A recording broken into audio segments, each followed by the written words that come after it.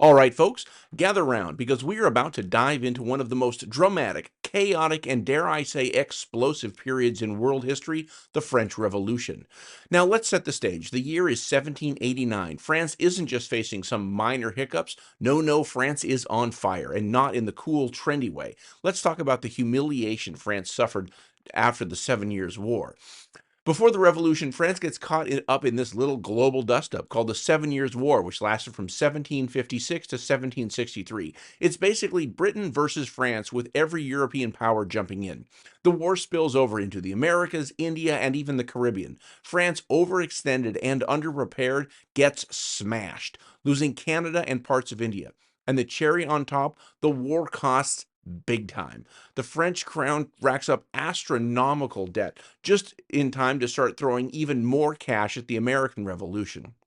So, enter the Ancien regime, or the old way of doing things. Picture this. France is divided into three estates. The first estate, the clergy. The second estate, the nobility. And the third estate, well, that's everyone else. Peasants, urban workers, and the bourgeoisie.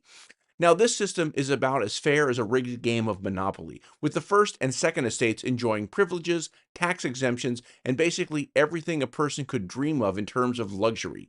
Meanwhile, the third estate is getting stuck with all the burdens.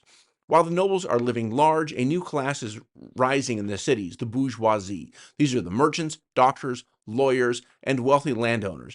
No noble blood, but they've got money, education, and they want power. They're getting taxed, denied privileges, and yet they're doing most of the work. They're the middle ground between peasants and nobles, and when the revolution pops off, it's these people leading the charge.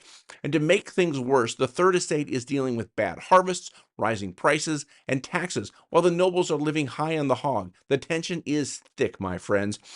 But what about the king? Enter Louis XV, the not-so-mighty monarch. Weak, indecisive, and much more about making bad decisions than actually leading. By 1774, France is drowning in debt. And guess who gets the mess? His grandson, Louis XVI, who, surprise, doesn't do any better. Louis XVI is just as indecisive and can't fix the financial chaos or manage the growing unrest. This is the guy who sets the stage for the revolution. In 1789, Louis XVI decides, hey, let's call the Estates General. This is the first time in 175 years that this body has been convened, but it wasn't exactly a sign of strength. It was more like a desperate attempt to raise taxes. The Estates General gathers, and here's where things go south. The third estate, being fed up with the old system, says enough is enough. They want voting by head, not by estate. The third estate says, we are done with this nonsense. They declare themselves the National Assembly. It's like a student council of the revolution, and they're not going to let Louis XVI get in their way.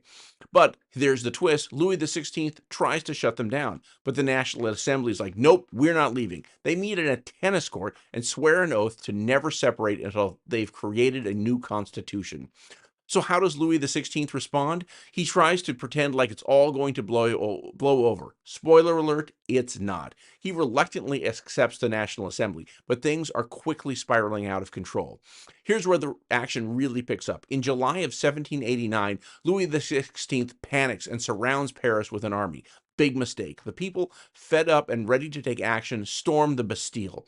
The mob, looking for weapons, when they get there, they find there are no weapons and just a few prisoners, but they don't stop there.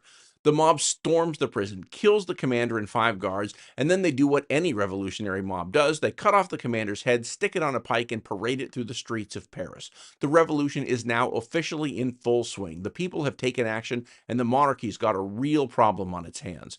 But wait, things are getting even crazier. The great fear kicks in. The peasants, scared of a noble counterattack, start attacking feudal estates. Violence spreads like wildfire through the countryside. In Paris, the Commune, essentially a revolutionary government formed by radical revolutionaries, takes control of the city. Meanwhile, citizens organize to protect the city, essentially acting as a volunteer militia, calling themselves the National Guard. The revolutionary forces are everywhere now, and the streets of Paris are buzzing with the push for change.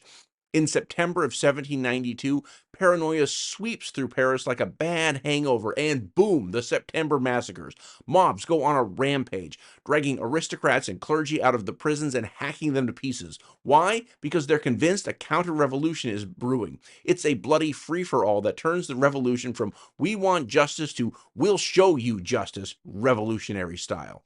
And that's not all. The National Assembly ends feudalism. The privileges of the nobles are officially abolished. Of course, the peasants had already been doing that on their own, but now it's official. One of the most significant moments of the revolution is the Declaration of the Rights of Man, a document that promises liberty, equality, and fraternity. All men are born free and equal, except for women, of course.